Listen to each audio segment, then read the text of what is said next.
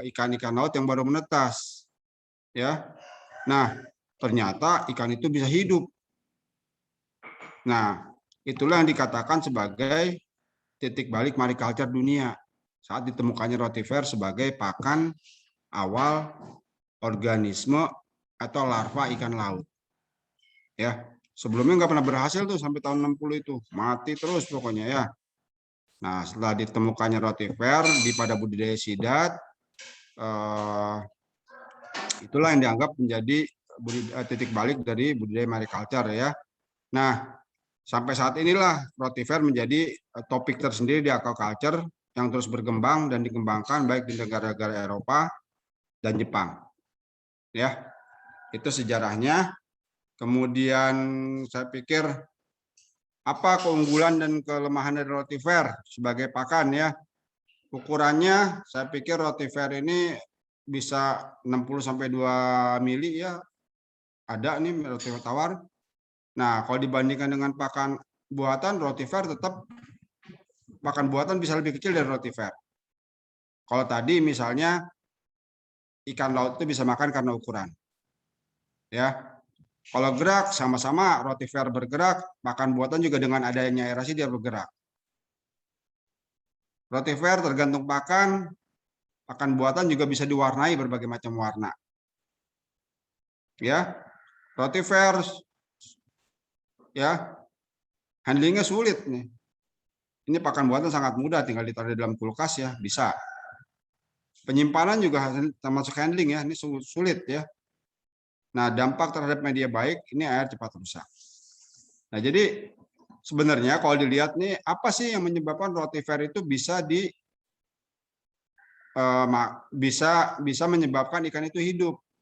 Ternyata satu, rotifer itu memiliki enzim yang dimana ketika dimakan di ikan, dia membantu autohidrolisis daripada makronutrien yang ada di tubuh rotifer, kemudian sehingga si ikan itu mudah bisa menyerap karena ikan saat larva belum bisa mencerna dengan baik. Nah, itulah kuncinya, bukan karena ukuran, bukan karena gerakan, bukan karena warna ya. Nah, di sini saya pikir rotifer ini menjadi objek yang sangat penting karena tidak mungkin budidaya ikan air laut tanpa rotifer dimanapun di dunia ya. Kemudian rotifer nih umumnya adalah mainly di spesies air tawar ya, sedangkan satu selnya itu terdiri dari satu individu terdiri dari 1000 sel. Itu saya pikir morfologinya, saya pikir ini bentuknya Anda juga sudah bisa lihat ya, ada 3 bagian head, trunk, dan foot. Nah, ini juga Anda mesti ketahuin sebagai salah satu pengetahuan Anda nantinya. Kemudian Anda juga mesti paham tentang biologi dan siklus hidup dari rotifer, bagaimana siklus hidup aseksual dan hidup seksualnya. Aseksual itu menghasilkan telur, ya, telur amictic egg, kemudian menetas menjadi betina.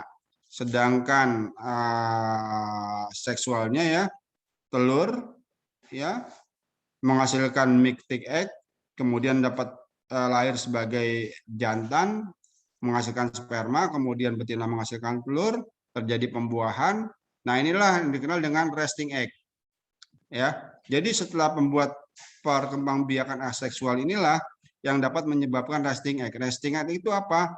Adalah berupa siste ya, seperti artemia gitu, sehingga dia dapat tahan lama ya, kemudian dengan adanya stimulasi bisa menetas kembali. Nah, ini kira-kira perkembangbiakan seksual dan aseksual daripada rotifera. Nah, strain difference juga mesti tahu ya. Bagi yang presentasi dan yang lain nih, ada 3 jenis rotifera untuk ikan laut nih. Ada yang S-type, yaitu Brachionus rotundiformis. Ada yang L-type, yaitu Brachionus plicatilid. Dan ada yang super small, Brachionus sp. Yang Brachionus rotundiformis yang common ya. Yang L-type ini biasa untuk ikan-ikan besar seperti kakap merah, seperti ikan tuna ya, larva ikan tuna. Nah, yang SS type ini buat ikan kerapu yang sangat spesifik, berarti kerapu merah ya, bintik-bintik biru. Nah, itu juga butuhnya yang ukurannya sangat super small, kecil. Nah, yang kecil ini terbalik nih ya. Ini yang super small, ya, yang range-nya 50 sampai 20. Ini yang small 100 sampai 200, dan ini yang large 130 sampai 340. Nah, biasanya yang large dan super small ini dia di subtropis, yaitu 18-25, sedangkan yang small ini di 28-35 ya suhunya. Oleh karena itu, untuk memelihara rotifer yang besar dan super small biasa pakai chiller untuk mendinginkan air. Nah, ini kondisi budidaya rotifer, Anda juga mesti tahu ya, bagaimana salinitasnya, bagaimana optimum pertumbuhan salinitasnya, perbedaan salinitasnya, apa yang terjadi ya, suhunya bagaimana, kemudian bagaimana kebutuhan oksigennya, ini juga Anda perlu ketahui ya. Kemudian juga bagaimana ada amonia, bagaimana bakteria, ya, ini juga mesti Anda ketahui dalam budidaya rotifer. Kemudian bagaimana dengan kalau airnya kotor, biasanya ada Ciliata dan bakteria. Nah, Ciliata ini indikator bahan organik tinggi ya, dapat walaupun demikian Ciliata dapat memakan bakteri dan virus, tapi dia dampaknya sebagai kompetitor pakan ya.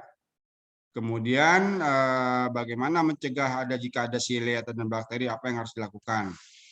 Nah, sekarang rotifer air tawar ini kita ada 2 jenis, Calliciflorus dan Berrionus ruben ya. Ini suhunya 1531 dan pH-nya 6 sampai 8. Oke. Ini dikulturnya dengan media sintetik seperti ini. Kemudian kultur rotifer. Nah, ini juga mesti dipahamin ya. Beberapa kultur rotifer terkait dengan tempat kulturnya baik indoor maupun outdoor, apa kelebihan indoor dan kelemahan outdoor ya. Kemudian macam culture-nya ini perlu paham ya. Mulai dari stock culture nih di lab, ada starter, ada intermediate culture, dan mass culture. Jadi nggak mungkin rotifer itu di kultur hanya satu bagian aja. Dia mesti ada, paling tidak ada starter, intermediate, dan mass culture. Jika memang tidak memungkinkan, paling tidak ada 2, intermediate dan mass culture. Agar apa? Jika terjadi kontaminasi masih ada stoknya. Ya. Nah, ini stok kultur, apa yang disebut dengan stok kultur? Anda mesti tahu di mana dilakukannya, bagaimana kepadatannya, kenapa stok kultur menjadi sangat penting ya. Bagaimana cara membuat stok kultur, jika dari mana inokulan dari ya rotifernya, baik dari alam, lembaga, atau apa yang mesti dilakukan oleh pada inokulan agar kita yakin bahwa nanti rotifer yang kita budidayakan itu bebas virus dan bakteri. Ya. Kemudian bagaimana inkubasinya. Oke. Nah, ini stock culture ya. Kita lihat di sini bagaimana dilakukan stock culture ya, bagaimana pakannya, bagaimana manage-nya, ini dilakukan di laboratorium dengan tabung-tabung ya. Nah, kegiatan stock culture di lab ini harus selalu ada untuk menjaga kesediaan rotifer pada saat kulturnya terkontaminasi. Nah, ini oleh karena itu inilah yang menyebabkan untuk budidaya rotifer ini butuh berbagai macam fasilitas ya. Oleh karena itu, jika ada yang seperti artemia tinggal ditetaskan, maka ini menjadi sangat mudah sekali. Ini yang sedang banyak diteliti oleh peneliti saat ini. Bagaimana menghasilkan sistem dari rotifer secara ekonomis, ya. Nah, bagaimana kita dari stock culture ke starter, ke intermediate, ya, dan ke mass production. Ya, di sini ada stock to starter, kemudian dari starter ke intermediate, ya, kemudian ke mass production. Nah, pembagian produksi ada 3 ya, berdasarkan pakannya ada 4, sorry.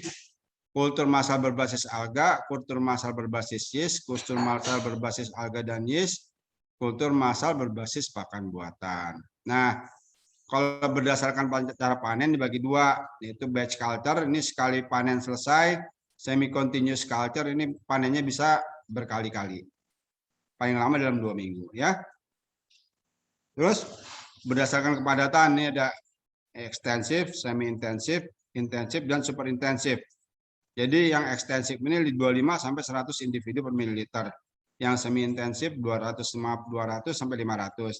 Yang intensif 1000 individu per mililiter, dan yang super intensif ini 5.000 sampai 10.000 individu per mililiter. Ya.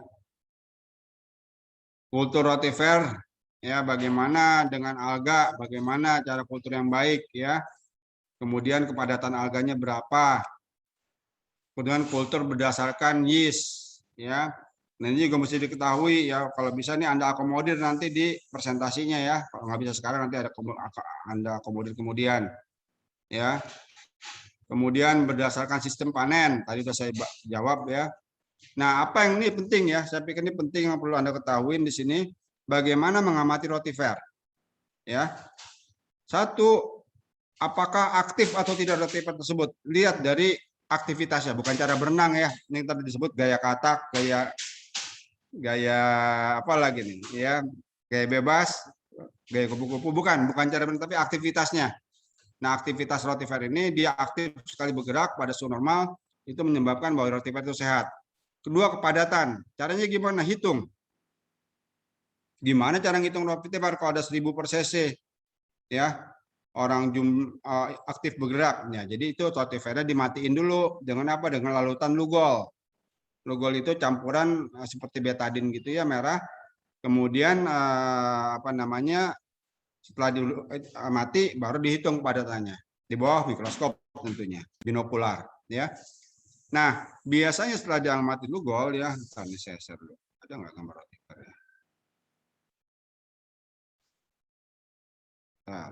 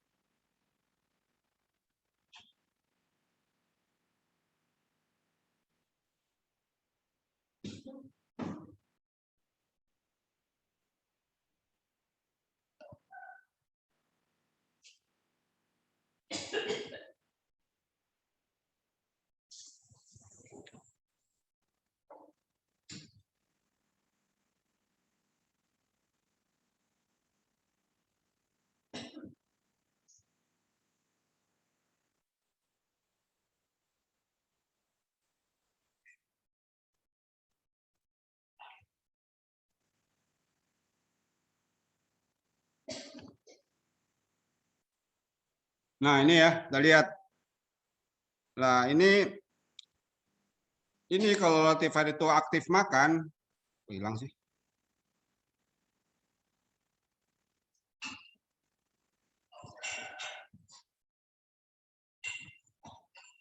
Ini, ya, kalau rotifer aktif makan, kita lihat setelah dikasih larutan Lugol, dia mati. Ini lihat perutnya ini penuh pakan.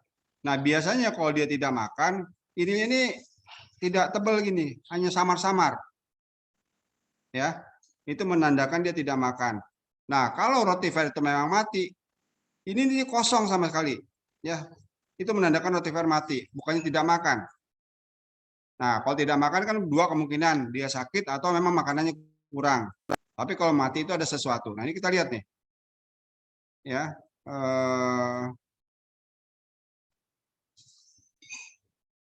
pikir ini, ya, rotifer. Nah, ini kita lihat nih telur nih. Yang di sini telurnya, ya. Nah, ada yang satu, ya, ada yang dua nih. Ada juga yang 3 telurnya, ya. Oke. Stop share. Ya, lanjut. Ya. Nah, ini tadi, ya, setelah makan atau tidak makan ternyata seperti itu. Kemudian jumlah rotifer bertelur, jadi dihitung berapa jumlah yang bawa telur, jumlah telur per rotifer, jumlah yang mati, ada tidaknya protozoa atau ciliata. Nah, inilah yang perlu diamati oleh rotifer, sangat penting ya. Kenapa nggak jalan? Nah, ini kita lihat. Tadi kita lihat ada siste ya, bagaimana memicu supaya sistenya itu terbentuk. Di sini salah satunya dengan menggunakan kepadatan tinggi atau membuat kondisi lingkungan tidak nyaman.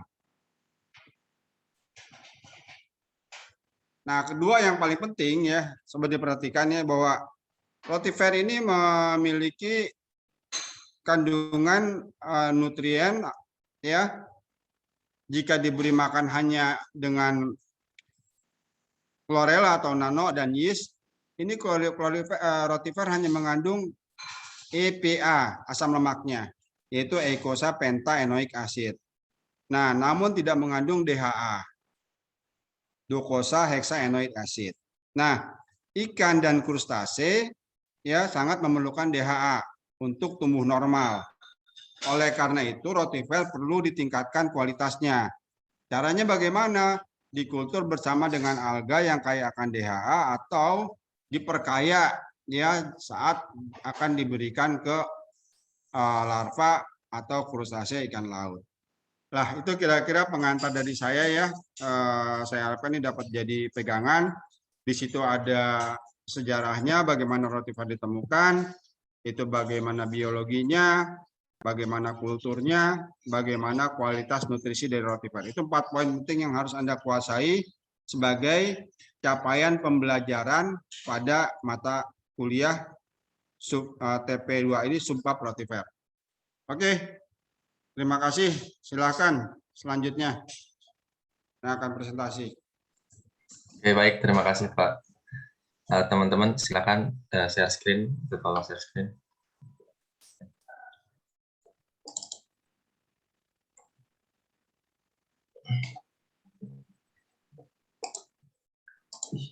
Apa sudah tepat? Oke, baik. Sudah. Udah di ini ya, Pak? Presentasi. Oke. Baik, bismillahirrahmanirrahim. Assalamualaikum warahmatullahi wabarakatuh. Selamat siang semuanya, terkhusus Bapak Agus. Semoga kita sehat selalu dimanapun kita berada. Perkenalkan, kami dari kelompok 10. Kami akan membahas tentang rotifer, yang mana nama latinnya itu Brassionomus plicatilis. Next. Kami beranggotakan, yakni yang pertama ada Alea Zahra, fotonya itu bagian kiri bawah, lalu yang kedua ada Indah Dauna di sampingnya sebelah kanan bawah, dan juga Gian, dan di sebelah kanan atas, dan terakhir saya Suden di sebelah kiri atas. Next. Nah, untuk selanjutnya akan dibahas oleh rekan saya. Sebelum ke sana, kita akan memiliki beberapa bahasan. Yang pertama ada definisi terkait rotifer sendiri, lalu ada klasifikasi, kemudian ada habitat dan distribusi, ada struktur tubuh, siklus hidup, makanan dan kebiasaan makan, dan juga lingkungan. Next. Oke, dipersilahkan kepada rekan. Ya, baik. Terima kasih rekan saya, Suden. Ya, untuk sebelum kita mempelajari lebih jauh tentang rotifera, alangkah baiknya kita harus mengetahui apa itu rotifera itu sendiri, definisi dari rotifera. Ya, jadi rotifera itu merupakan kelompok hewan dari avertebrata air yang mempunyai spesifikasi di mana bagian tubuhnya dibedakan atas bagian trunkus dan cauda. Nah, di bagian cauda sering dianggap kaki dengan adanya kelenjar pelekat. Nah, di bagian ujungnya depan terdapat diskus trokalis atau terdapat silika yang berfungsi untuk bergerak dan menangkap makanan. Ya, seperti yang tadi sudah dijelaskan oleh Pak Agus, rotifera sendiri biasa digunakan sebagai pakan alami untuk terutama di bidang marine culture. Ya, untuk lebih jelasnya nanti bakal kita jelasin. Oke. Kemudian ada klasifikasi rotifera. Nah, rotifera sendiri terbagi menjadi 3 kelas, yaitu ada kelas Seisonidea, kelas Bideloidea, dan kelas Monogononta. Ya, berikutnya ada kelas Seisonidea. Nah, untuk kelas Seisonidea ini merupakan kelas yang mempunyai spesies primitif. Nah, habitatnya juga dia di laut atau hidup pada insang krustasea. Jadi dia suka menempel gitu di insang-insang krustasea, atau biasanya dia itu hidup komensalisme pada spesies krustasea. Nah, semua anggota dari Seisonidae ini dia bersifat partenogenetik. Mereka hanya mempunyai satu betina yang bereproduksi secara seksual untuk menghasilkan lebih banyak keturunan betina. Nah, ciri-ciri bentuk tubuhnya seperti bisa teman-teman lihat pada gambar. Bentuk tubuhnya agak bulat dan memanjang, dan pada kakinya dengan 3 jari bergerak. Untuk kelas Seisonidae ini dia bergerak seperti lintah, teman-teman. Jadi kayak gerakannya itu seperti lintah. Nah, untuk dia juga memiliki korona yang lebih kecil dibanding kelas yang lain. Kemudian memiliki sepasang ovari. Dan cara reproduksinya juga dia secara aseksual ya teman-teman, karena dia bersifat partenogenetik. Kemudian hanya ada satu genus pada Seison ini dengan 2 spesies laut dengan hidup komensalis pada Nebalia filum crustacea. Contoh dari kelas Seisonidae ini, dia ada spesies Seison nebaliae dan Hydratina senta. Oke, kemudian ada kelas Bdelloidea. Untuk kelas ini dia mempunyai jumlah spesies kurang lebih 350 spesies. Tubuhnya tidak dilindungi oleh kutikula. Kemudian kelas Bdelloidea ini biasanya hidup bersimbiosis dengan lumut. Mereka akan mengalami peristiwa yang dinamakan anhidrobiosis. Anhidrobiosis merupakan keadaan dormansi yang disebabkan oleh kurangnya air pada habitat yang mereka tinggali. Nah, pada kelas Bdelloidea ini seperti bisa dilihat pada gambar, bentuk tubuhnya seperti silindris ya teman-teman.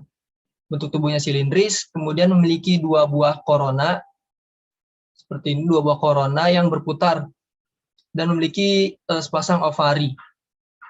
Kakinya memiliki 2-4 jari atau ada beberapa spesies yang tidak memiliki jari pada kakinya. Nah, reproduksinya sama seperti kelas Seisonidae, yaitu partenogenesis. Untuk cara geraknya dia berenang-renang dan merayap-merayap gitu. Yang untuk jumlah spesiesnya tadi sudah kurang lebih 350 spesies. Untuk contoh spesies yang pada kelas Bdelloidea ini, contohnya ada Philodina roseola dan ada Rotifer neptunis. Ya, berikutnya kelas Monogononta. Nah, untuk kelas Monogononta ini mempunyai spesies yang paling banyak, sekitar 1.500 spesies. Mereka hidup sebagai parasit pada Bryophyta atau alga hijau dan mempunyai siklus reproduksi seksual dan aseksual. Ukuran jantannya lebih kecil dibandingkan dengan betina.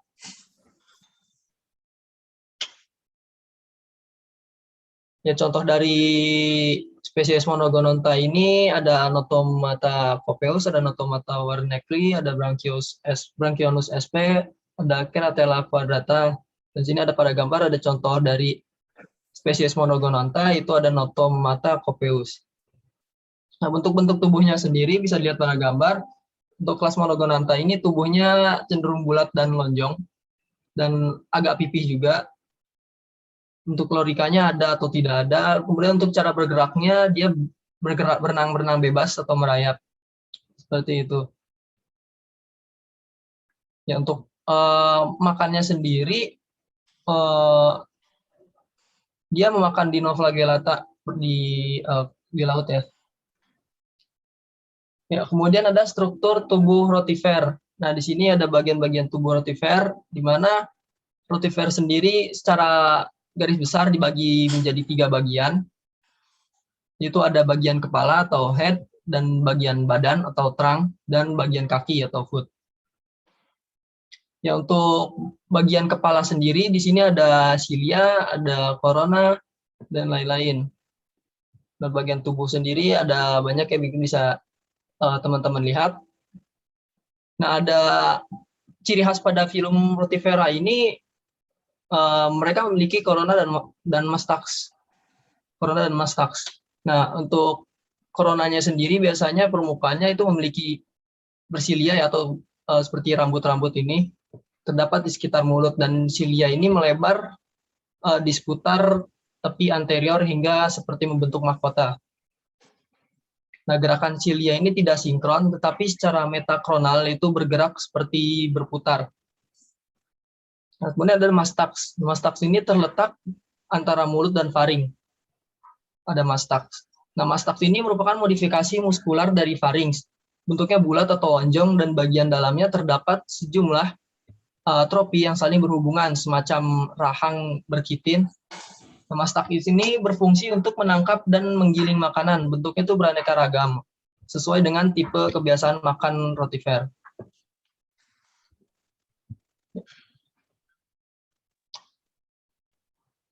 Oke, untuk siklus hidupnya sendiri, di sini ada contoh dari siklus hidup rotifer. Bisa dilihat pada kondisi normal, betina amiktik akan menghasilkan telur normal atau diploid. Kemudian akan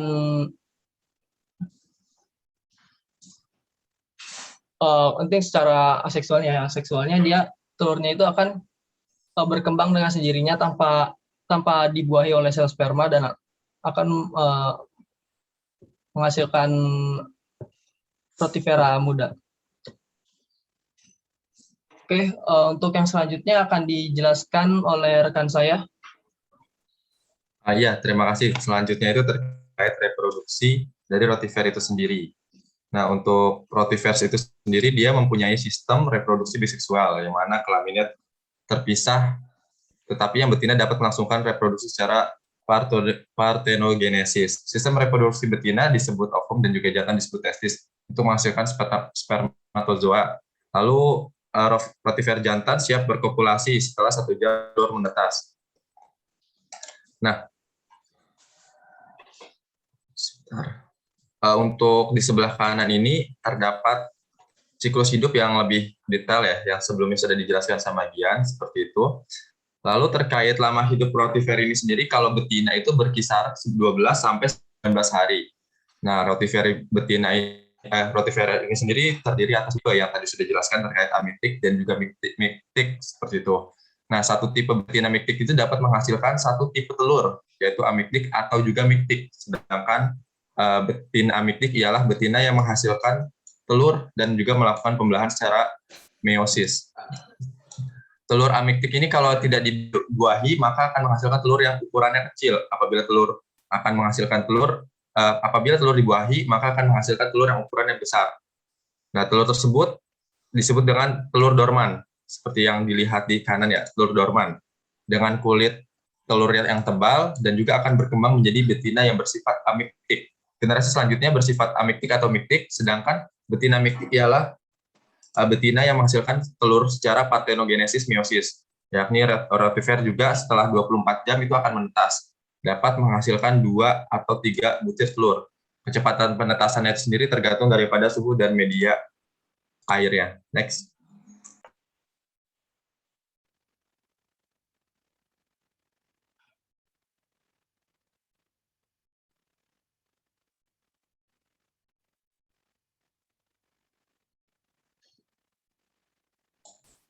Ada makanan dan juga kebiasaan makan rotifer.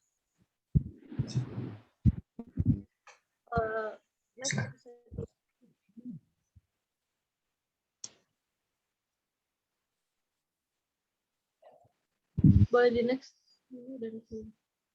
Oke, selanjutnya adalah kebutuhan nutrisi rotifer.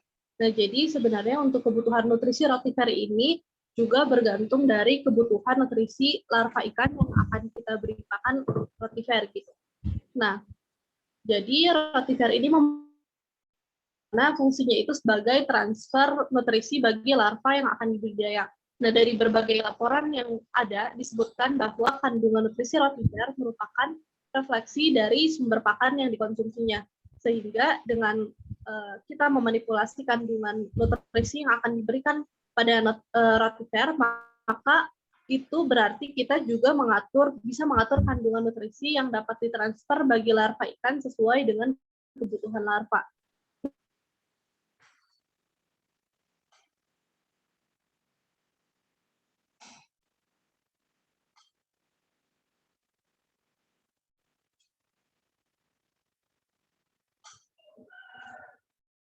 Mohon maaf sebelumnya.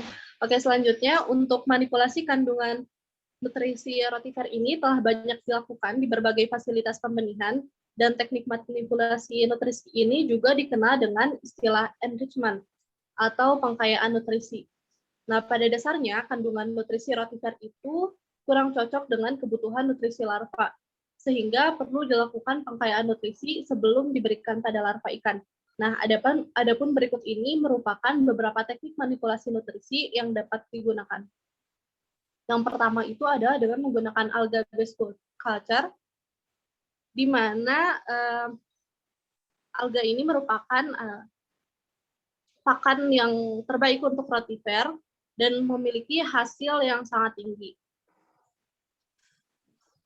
Pengembangan teknologi pemeliharaan massal menggunakan mikroalga Nanochloropsis oculata sebagai sumber nutrisi bagi rotifer ini dapat memberikan hasil kepadatan populasi rotifer yang mencapai 10 sampai dengan 15 individu per mil. Namun, teknik ini juga memiliki kelemahan karena memerlukan alga yang selalu siap panen. Nah, selain itu di Jepang telah ditemukan sebuah solusi yang memungkinkan produksi mikroalga dengan kepadatan tinggi dalam bentuk pasta dan dinamakan dengan Super Chlorella P12. Produk ini menjadi solusi dalam pemeliharaan rotifer yang mana pelaku budidaya rotifer di negara Jepang itu tidak lagi memelihara mikroalga tetapi bisa langsung menggunakan produk mikroalga pasta tersebut sebagai produk siap pakai.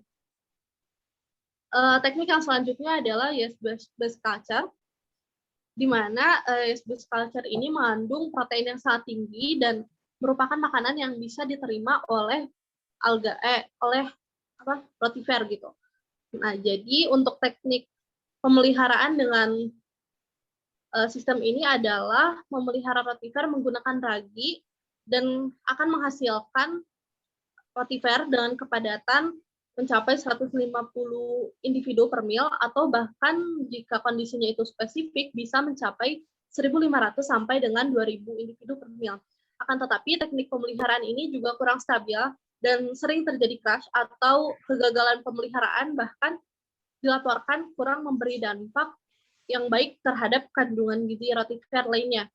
Nah, rendahnya kandungan gizi ini juga bisa menjadi sumber rendahnya asupan gizi yang diperoleh oleh larva. Oke, untuk yang selanjutnya adalah alga and yeast-based culture, dan teknik ini umum digunakan dalam budidaya rotifer. Bisa di next. Nah, berikut ini merupakan kandungan nutrisi yang terkandung dalam rotifer. Yang pertama itu ada protein sebesar 28 sampai dengan 63%, kemudian ada lipid sebesar 9 sampai dengan 28%, kemudian ada karbohidrat sebesar 10,5 sampai dengan 27%, dan ketiga yang ini dihitung dari berat kering rotifernya. Nah, setelah itu ada pun yang ada pada tabel ini merupakan kandungan makro dan juga mikromineral yang terkandung dalam rotifer. Yang pertama itu ada kalsium sebesar 2.628 mg per kilogram, dan seterusnya bisa dilihat di tabel berikut. Nah, dari tabel ini dapat kita ketahui bahwa sebenarnya kandungan mikromineral yang terkandung dalam mikro dan juga makromineral yang terkandung dalam rotifer itu sudah cukup memenuhi. Tapi ada satu bagian yaitu selenium. Kandungan seleniumnya ini masih kurang mencukupi, sedangkan selenium sendiri merupakan bagian penting dari berbagai enzim dengan aktivitas antioksidan seperti glutathione peroksidase. Nah, rendahnya tingkat enzim ini dapat mempengaruhi pertahanan terhadap stres oksidatif, dan temuan ini juga menunjukkan bahwa rotifer tidak dapat memberikan jumlah selenium yang cukup untuk mendukung status antioksidannya yang optimal. Efek lain dari defisiensi selenium adalah bisa mengakibatkan terganggunya pertumbuhan dan juga perubahan patologis pada sel saraf dan anemia. Bisa di next. Nah, selanjutnya adalah keunggulan dari rotifera. Yang pertama itu adalah bisa digunakan untuk pakan awal bagi larva, kemudian ukurannya itu relatif kecil, pergerakan renangnya juga lambat, mudah dicerna, mudah dikembangbiakan, memiliki kandungan gizi yang cukup tinggi, serta dapat diperkaya dengan asam lemak dan juga antibiotik.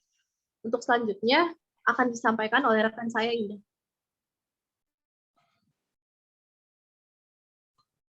Iya, jadi selanjutnya ada lingkungan yang baik untuk retiver. Ini dilihat dari salinitas, pH, DO, suhu amonia, dan juga bakteri. Next. Nah, untuk salinitas sendiri, rotifer ini dapat hidup di salinitas mulai dari 1 hingga 97 ppt. Nah, lalu rotifer ini dapat mereproduksi secara optimal di salinitas yang kurang dari 35 ppt. Nah, jika salinitas ini lebih dari 35 ppt, ini dapat membuat telur-telur rotifer ini dorman atau belum dibuahi. Nah, selanjutnya dari tingkat pH, rotifer ini dapat hidup di pH yang lebih dari 6,6 atau tidak kurang dari 6,6. Dan meskipun di lingkungan alami mereka bisa hidup di bawah itu, tapi pH optimum yang baik atau untuk pertumbuhan rotifer itu di atas 7,5. Dan menurut Warau 2010 juga, pH yang baik itu berkisar dari 7,7 untuk sampai 8,7 untuk pertumbuhan rotifer. Next. Lalu dilihat dari tingkat suhunya, rotifer ini dapat hidup di suhu 16 hingga 31 derajat Celcius.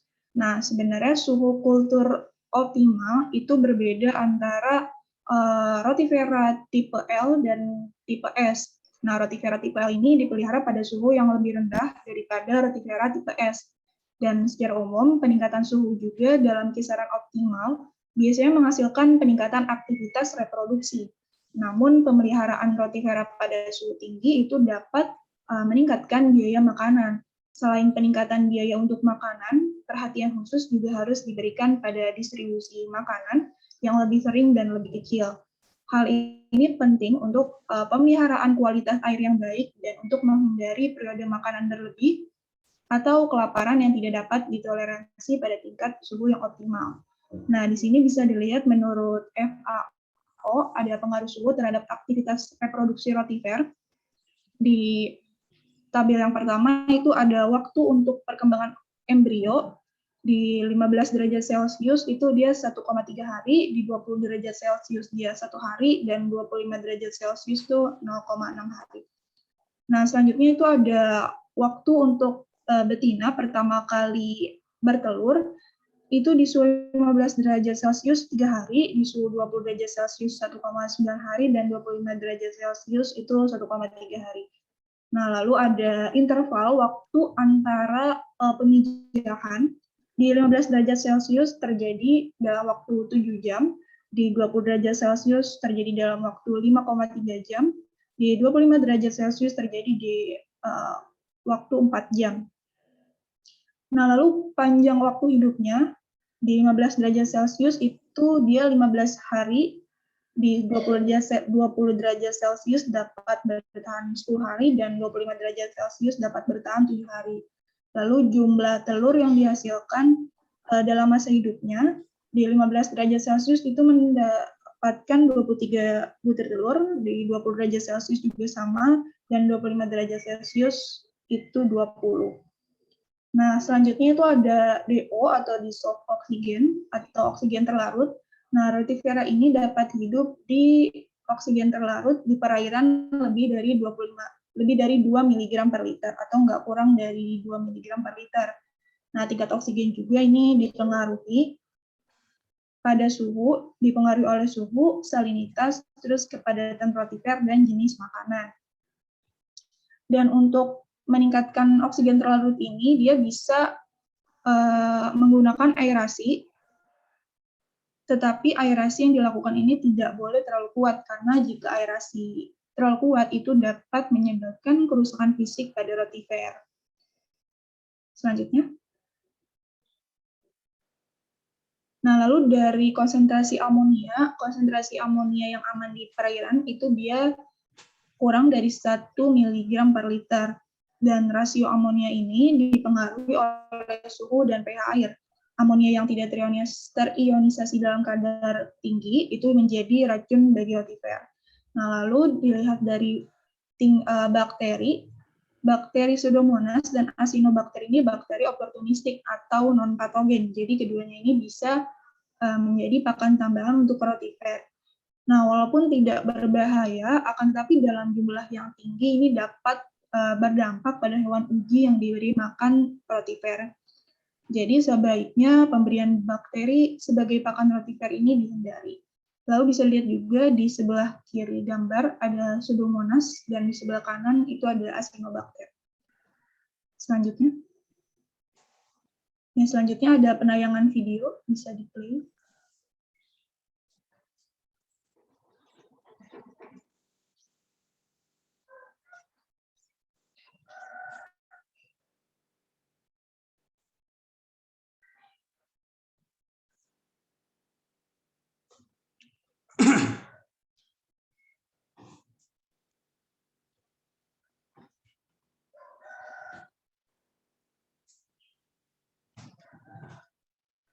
Apa sudah terlihat?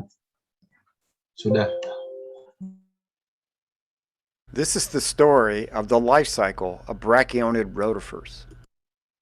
Some may ask, what is a rotifer? It's a small aquatic animal found in freshwater, coastal marine, and inland salt lakes. They are herbivores eating microalgae. They produce resting eggs that can remain dormant in the sediments for decades. The life cycle begins when resting eggs in the sediment respond to hatching signals like light, warmth, and oxygen. Watch a resting egg hatch at the red arrow. Hatchlings have to work to break free from the tough shelled resting egg. Hatchlings are always females.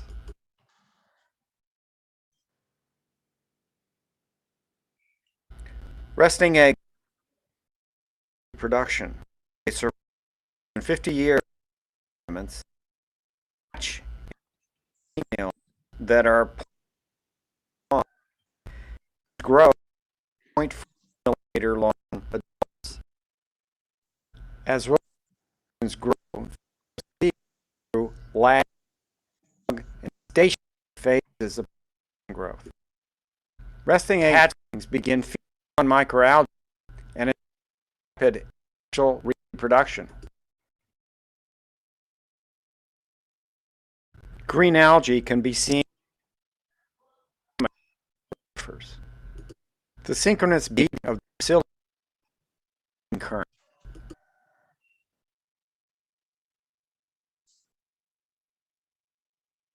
Resting egg hatch during a one-day juvenile period before they begin producing sexually.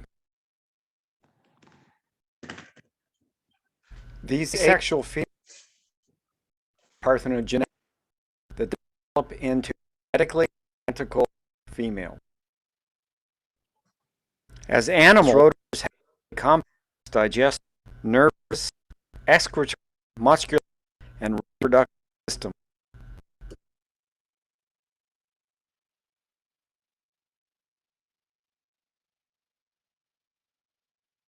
Rotifers secrete a chemical signal that accumulates in the water as population density increases. Sexual reproduction is triggered when density reaches about 70 females per liter. Males begin to appear as small, fast swimmers.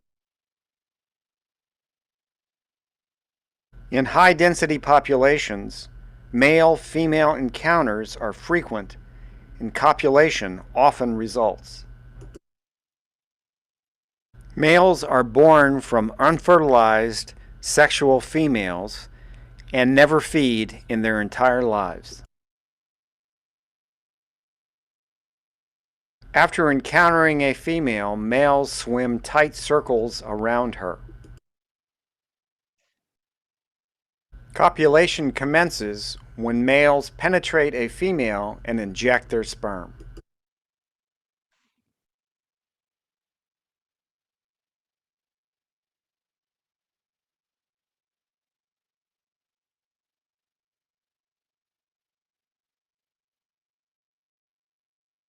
Fertilization of sexual females results in the production of a resting egg, which falls to the bottom, enters into diapause, and becomes highly resistant to freezing, low oxygen, and desiccation.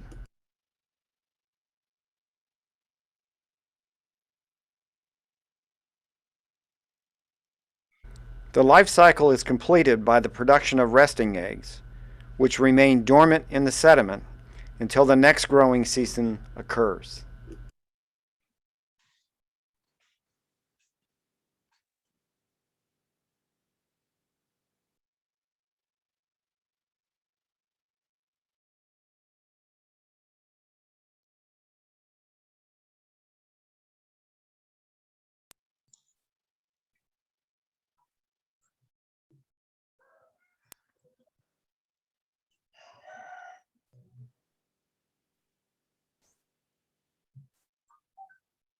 Ya, tadi sudah ditayangkan terkait video siklus hidup rotifer itu sendiri.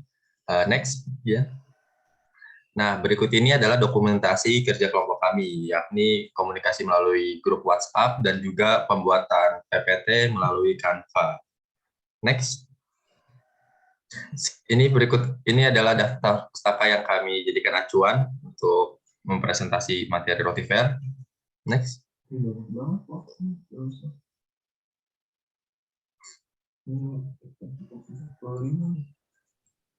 Next, ya.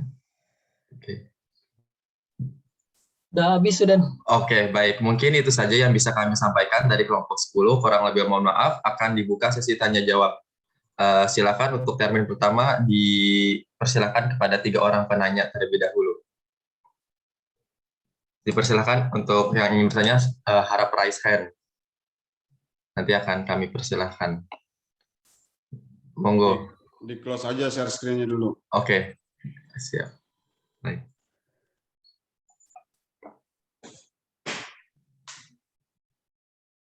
Apakah ada yang ingin bertanya, teman-teman?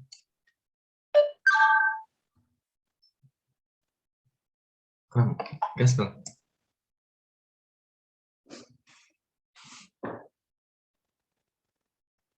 Ayo silakan. Masa nggak ada yang bertanya? Tuh ada satu tuh. Oke, baik. Muhammad Hade. Muhammad Hade, lalu selanjutnya Rita. Satu lagi, teman-teman.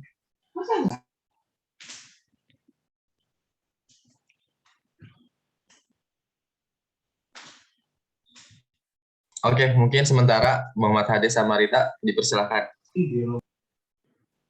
Oke, Assalamualaikum warahmatullahi wabarakatuh.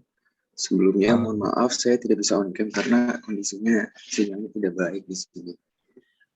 Saya ingin bertanya, tadi sudah dijelaskan juga baik dari presentasi Pak Agus juga ditambahkan juga presentasi dari teman-teman.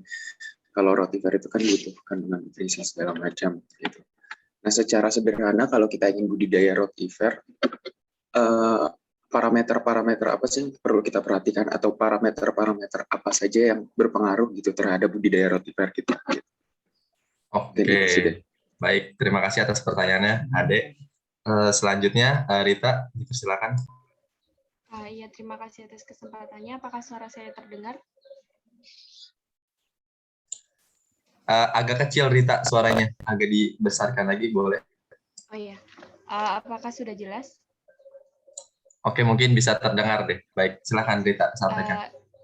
Izin bertanya mengenai jika salinitas yang kultur rotifer itu dengan komoditas yang akan kita beri pakar dengan rotifer itu berbeda, itu apa yang akan terjadi dan bagaimana cara mengatasinya? Terus salinitas yang bisa ditoleransi oleh keduanya itu berapa? Oke, baik, terkait salinitas ya. Oke, terima kasih Rita. Silakan Muhammad Akram Mubarak.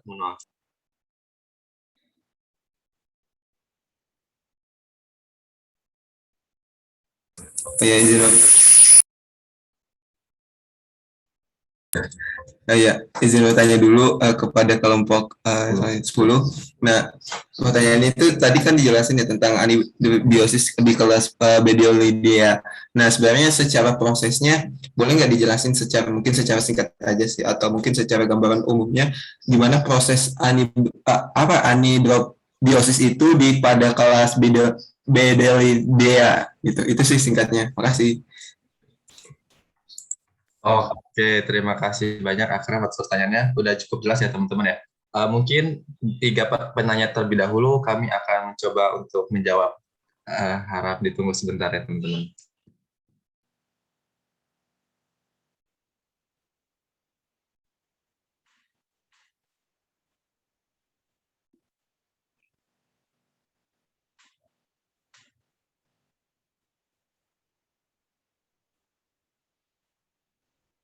Oke, mungkin aku terlebih dahulu menjawab pertanyaan daripada Saudara HD terkait apa saja sih parameter-parameter air yang harus kita perhatikan jikalau kita ingin membudidayakan rotifer itu sendiri. Nah ya, tadi sudah dijelaskan juga ya di PPT, lalu saya akan bisa menambahkan sedikit. Jadi ada beberapa parameter. Yang pertama itu ada suhu yang harus kita perhatikan, lalu ada salinitas, lalu ada pH meter, lalu ada lalu ada DO, ada amonia, lalu ada nitrat, dan juga nitrit, seperti itu. Mungkin kalau suhunya itu bisa di range 29 derajat, lalu salinitas itu 30 ppt, pH-nya sekitar 9,8 sampai 9, lalu DO-nya 6,6 sampai 6 sekian. Jadi parameternya tuh yang tadi ya, hadiah. Jadi ada suhu, salinitas, pH, DO, amonia, nitrat, dan juga nitrit yang perlu diperhatikan kalau kita ingin membudidayakan rotifer. Apakah sudah terjawab, HD? Oke, student. Kalau misal itu kan tadi ada banyak parameternya, Den. Kalau misalnya ada beberapa yang tidak sesuai, itu bagaimana pengaruhnya, Den? Oke, mungkin yang saya ketahui terkait kalau ada perbedaan tidak sesuai itu, nanti bisa jadi dia itu lambat untuk bereproduksinya seperti itu. Dia lambat untuk berkembang biaknya, atau bahkan tadi kan sudah dijelaskan juga ada yang dia itu telurnya besar ataupun telurnya kecil kalau memang tidak dibuahi atau seperti itu. Jadi berpengaruh daripada prosesnya itu sendiri pun reproduksinya itu sendiri, HD. Mungkin itu, ataupun kelangsungan hidupnya rotifer itu sendiri.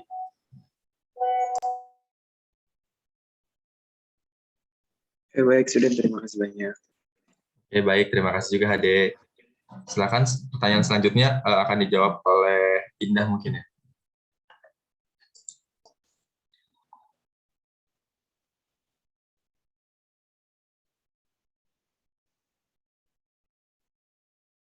Indah nge-freeze mungkin Gian dulu untuk silakan atau yang lain. Oke. Mungkin sini saya akan menjawab pertanyaan dari Akram. Tadi Akram minta coba menjelaskan lagi bagaimana sih proses dari anhidrobiosis, atau ya secara gambaran umumnya apa sih anhidrobiosis pada kelas Bdelloidea ini. Ya, pada dasarnya anhidrobiosis ini itu merupakan keadaan dormansi yang disebabkan oleh kurangnya air pada habitat yang mereka tinggali. Itu. Nah, jadi ketika si rotifera ini mengalami keadaan lingkungan yang tidak dapat diprediksi, atau mereka itu hidup dalam keadaan kekeringan, mereka akan mengalami peristiwa yang dinamakan anhidrobiosis ini. Nah, anhidrobiosis ini si rotifera ini akan mengubah bentuk tubuhnya yang dinamakan tun itu dengan mengecilkan jaringan-jaringan dan sel-sel yang ada di dalam tubuhnya. Nah, kepala dan ekornya juga mereka akan masuk ke dalam tubuhnya. Jadi si kepala dan ekor itu pada dasarnya si rotifera itu bisa memasukkan ke dalam tubuhnya untuk mengurangi keluarnya air, atau untuk meminimalkan terjadinya hidrasi. Jadi agar keluarnya air itu bisa diperkecil gitu, dikurangi. Mungkin seperti itu untuk proses anhidrobiosis. Apakah terjawab, Akram? Iya, sejauh ini cukup, Gen. Terima kasih atas jawabannya. Siap, sama-sama. Oke, untuk pertanyaan Rita mungkin bisa dijawab oleh Indah atau Alia. Silakan.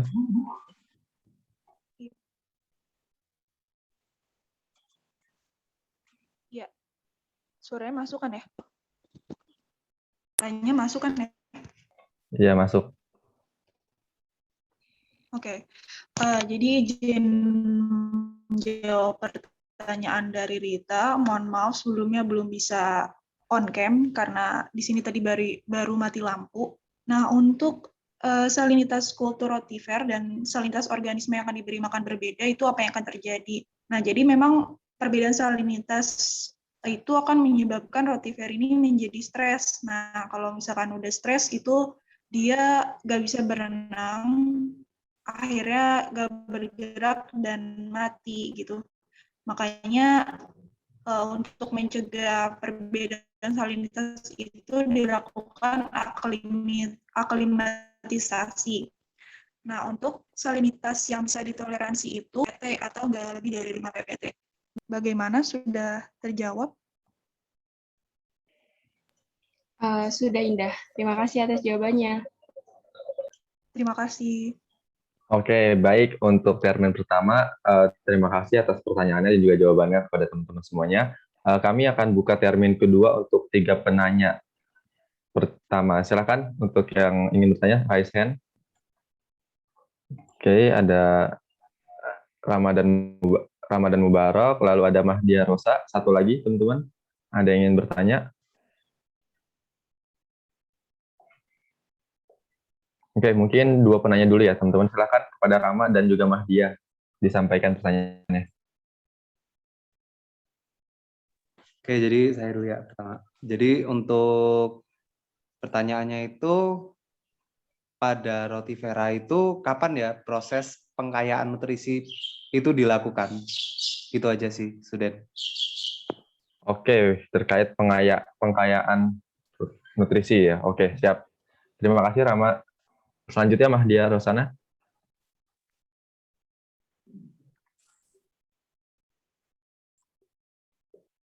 Belum terdengar suaranya.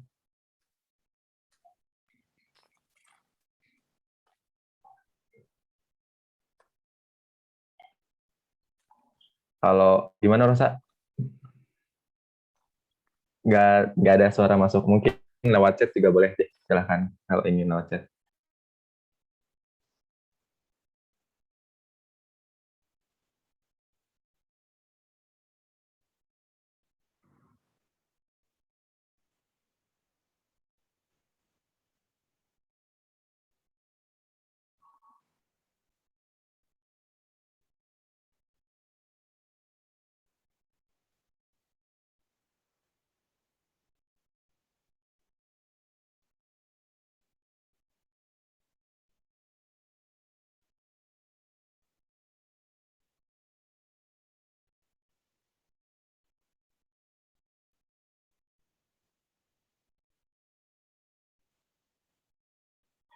Halo?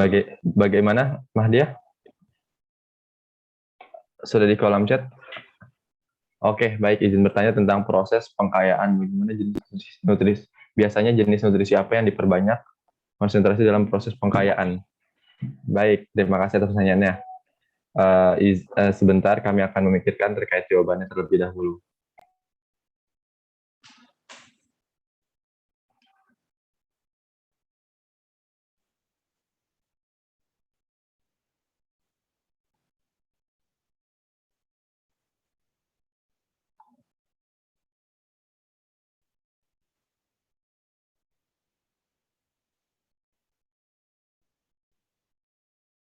Oh, ada pertanyaan lagi nih, Mei. Silakan Mei Devi untuk diajukan dulu terlebih dahulu pertanyaannya.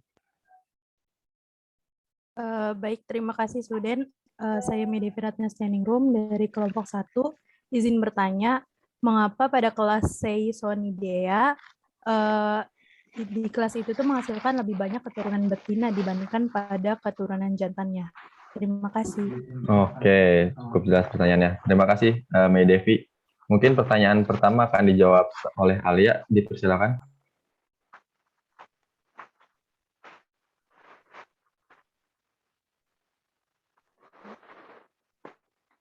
Oke, maaf sebelumnya saya izin off cam karena sinyalnya sedang kurang stabil. Nah, saya izin menjawab untuk pertanyaan yang tadi Rama. Jadi untuk proses pengkayaan nutrisi pada rotifer ini sendiri,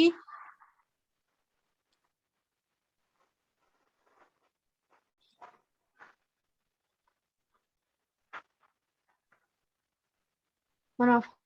Nah, jadi untuk proses pengkayaan nutrisi pada rotifer ini bisa dilakukan kapan saja gitu. Sepanjang masa pemeliharaan rotifer atau bisa juga beberapa saat sebelum diberikan si rotifer ini diberikan sebagai pakan untuk larva.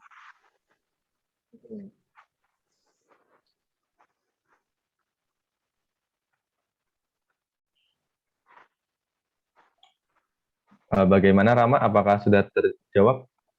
Oke, jadi bisa kapan aja ya dari fase dari baru netes sampai dimulai dari dewasa pun nggak masalah. Mulai proses pengkayaannya berarti. Iya, benar. Seperti itu. Siap. Terima kasih. Oke, baik Rama.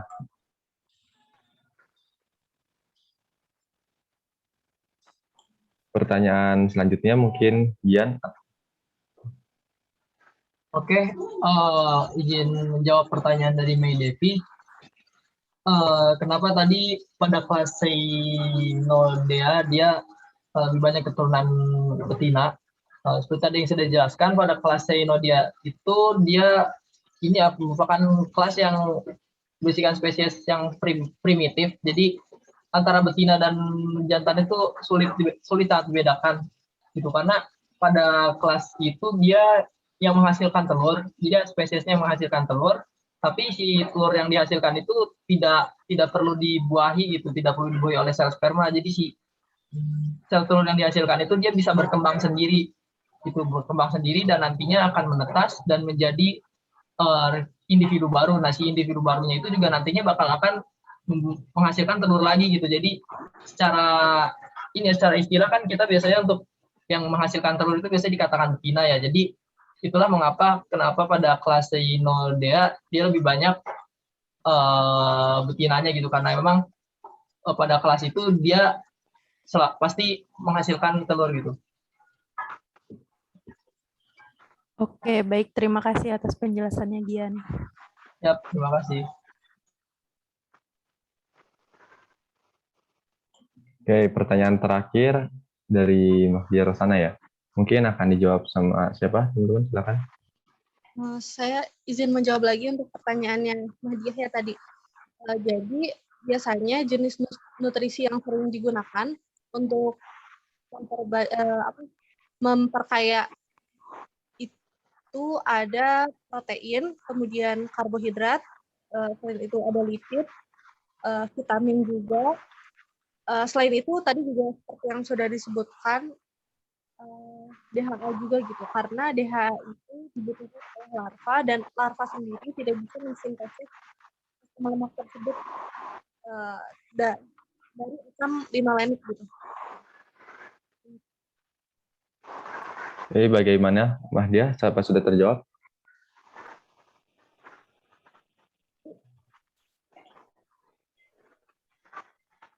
Oke, baik. Terima kasih Mahdia.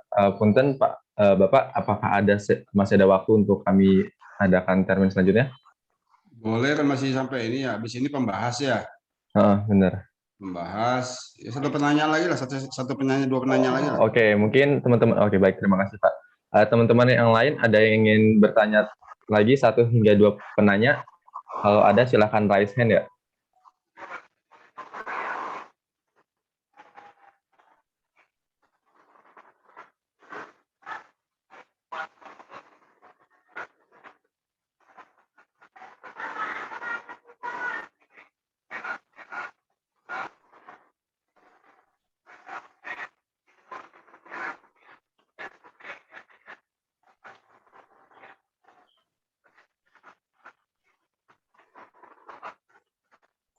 Bagaimana teman-teman?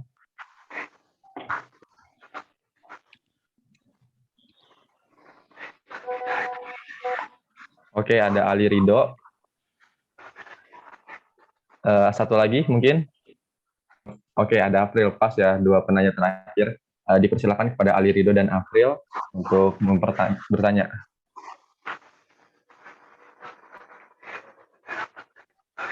Maaf, siapa dulu, Den? Oke, boleh April dulu deh. Si Ridho belum on mic tadi. Silakan April. Oke, baik, izin masuk. Kenalkan, saya Aprilia, NIM 03. Di sini saya ingin bertanya. Tadi itu kan ada bahwa rotifer itu bisa hidup di salinitas 1 sampai 97 ppt. Nah, itu tuh emang semua rotifer itu hidup di salinitas optimal tersebut atau beberapa, maksudnya di rentang segitu, atau emang dari 1 sampai 97 itu semua bisa gitu? Oke, makasih. Oke, baik. Terima kasih April atas pertanyaannya. Silakan Ali Ridho. Ya, nah, untuk apakah ada kelebihan dari rotifer sendiri dibandingkan dengan pakan alami? Oke, baik. Terima kasih Ali Ridho. Rizky, itu boleh tolong di-mute atau ada yang ingin bertanya? Sepertinya lupa di-mute ya. Oke, izin menjawab pertanyaan dari Ali Ridho terkait apa sih keunggulan daripada dari rotifer dibandingkan daripada pakan alami lainnya. Dari referensi yang telah kami baca, bahwasannya pemanfaatan rotifer itu dia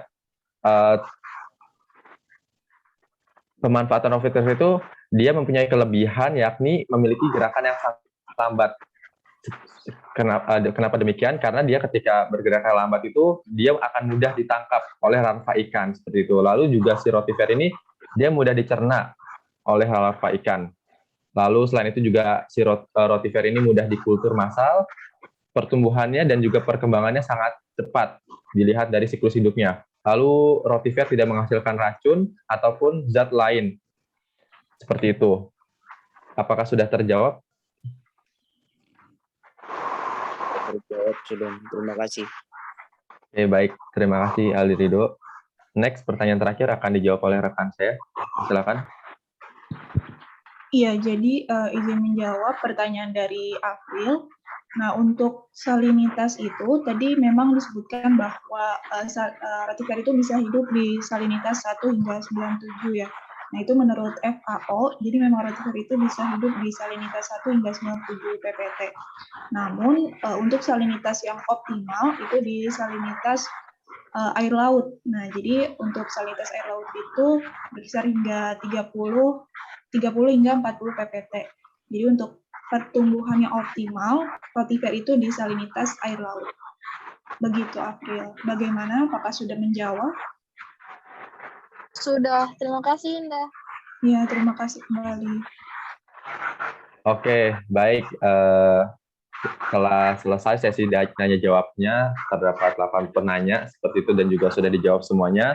Kami dari kelompok 10 mengucapkan terima kasih sebesar-besarnya dan mohon maaf apabila ada kekurangan dari kami. Kami akhiri. Wassalamualaikum warahmatullahi wabarakatuh. Kami serahkan kepada tim pengulas. Terima kasih.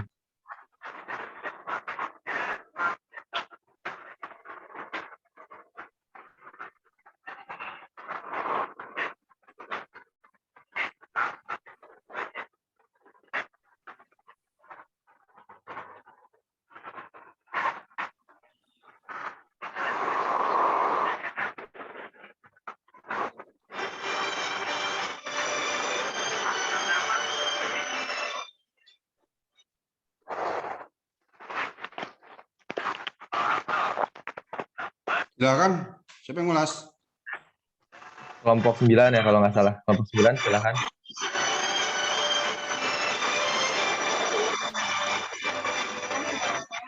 Eko Rizky, Aditya, Fadilah, coba. Assalamualaikum warahmatullahi wabarakatuh. Selamat pagi menjelang siang teman-teman semuanya. Saya perwakilan dari kelompok 9 sebagai tim pengulas. Ini mau ngulas beberapa dari presentasi yang udah ditampilkan sama kelompok 10. Nah, kalau dari saya sendiri itu, saya tuh kebagian di kelompok saya untuk memperhatikan PPT dari kalian. Nah, untuk PPT sendiri udah bagus, terus gak terlalu banyak tulisan, tapi gak ngebosenin gitu loh, gak yang kayak jadi males baca, tapi malah jadi kayak, oh, jadi kita jadi seneng buat baca PPT-nya. Terus, tapi di PPT-nya itu tadi ada yang harusnya tuh gak ditulis miring, tapi malah ditulis piring, kayak gitu sih. Mungkin fontnya kali ya, gitu. Itu kalau dari aku. Kalau yang dari kelompok 9 lainnya mungkin ada yang mau ngasih masukan lagi.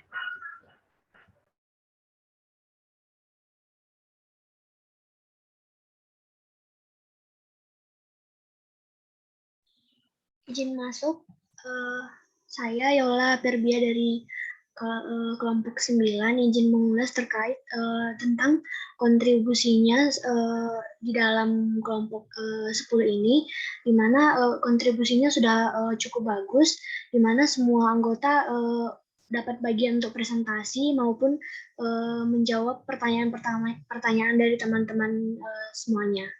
Dari saya cukup, mungkin teman yang lain ingin menambahkan. Baik, izin masuk. Apakah suaranya terdengar? Terdengar. Ya, saya akan membahas tentang ketepatan waktu presentasi dan pengumpulan materi. Jadi tadi waktu presentasinya itu 29 menit, di mana waktu seharusnya yaitu 45 menit.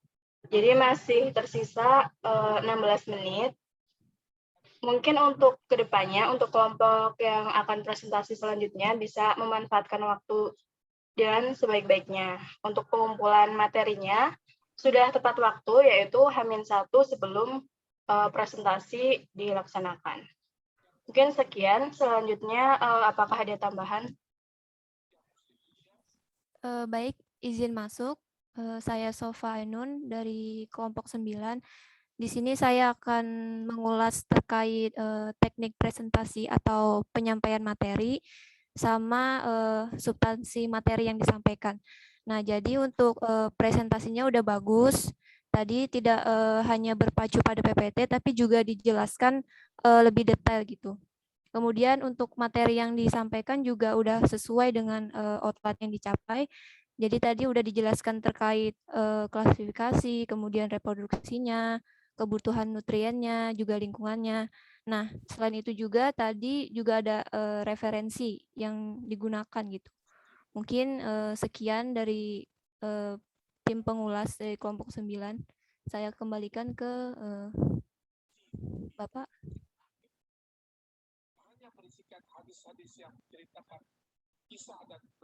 Udah? Halo? Ya, sudah, Pak. Oke, ya. Baik, jadi apa namanya, PowerPoint-nya ya, saya pikir masih bukan PowerPoint ya, banyak sekali tulisan kecil-kecil lagi hurufnya. Ya harusnya kan bisa apain habis betul PowerPoint adalah poin ya.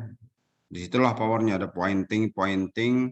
Jadi bukan membaca tulisan. Ya, tadi saya lihat beberapa masih pembukaan saja sudah membaca tulisan. Ya, itu dari PowerPoint-nya. Kedua juga warnanya nggak atraktif ya, nggak eye catch lah. Kemudian video oke ya, videonya oke. Kemudian dari substansi ya, substansi tadi bagaimana rotifer itu ditemukan tadi sudah saya sampaikan, terlihat tidak ditampilkan, sehingga saya pikir itu penting ya, kenapa rotifer itu ditemukan, karena itu sejarahnya rotifer ya. Kemudian yang kedua saya pikir yang belum ada di sini dibahas kultur ya. Kita kan budidaya rotifer, tapi budidayanya nggak dibahas ini, makanya nanti banyak waktu. Benar kata siapa tuh, kata pembahas tadi ya. 16 menit kan bisa, misalnya budidaya rotifer, bagaimana cari inokulannya, bagaimana stock culture, bagaimana intermediate culture, bagaimana ya starter, bagaimana intermediate, dan bagaimana mass culture, budidaya pakannya apa, pakannya jumlahnya berapa, kepadatnya berapa, sistem budidayanya seperti apa. Nah, itu tidak ditampilkan kalau saya lihat ya. Pak, mohon maaf untuk perihal kultur itu dibahas oleh kelompok selanjutnya, Pak. Kami belum membahas ke arah sana, Pak. Oh gitu, dibagi. Iya, Pak, dibagi-bagi, Pak, pembagian kelompoknya, Pak. Oh, jadi yang ke depannya culture. Iya, benar, Pak. Harusnya terbalik ya. Harusnya culture dulu baru ini. Oh ya, mohon maaf Pak sebelumnya, Pak. Kami ngurut, Pak. Nggak apa-apa sih. Oke, kalau dibagi nggak apa-apa. Jadi bukan di sini ya, culture itu ya? Iya, benar, Pak. Bukan di kelompok kami, Pak. Oke. Kemudian, apa namanya, pembagian jenis, ya jenis rotifernya kok malah yang sekarang dibudidayakan malah tidak masuk gitu ya. Contoh, tadi yang saya tampilkan itu rotifer S size, SS, dan L ya. Brachionus rotundiformis, Brachionus plicatilis, dan Brachionus sp. Nah, itu kan harusnya menjadi prioritas karena itulah rotifer yang common dibudidayakan baik untuk ikan kerapu, ya, udang, ikan-ikan laut, maksudnya udang, ikan-ikan laut baik yang bukan mulut lebih besar yang untuk memakan L-type dan bukan mulut yang lebih kecil yaitu ukuran S-type. Nah, ini saya pikir belum terlihat. Kemudian juga catatan saya di sini satu lagi adalah apa namanya, yang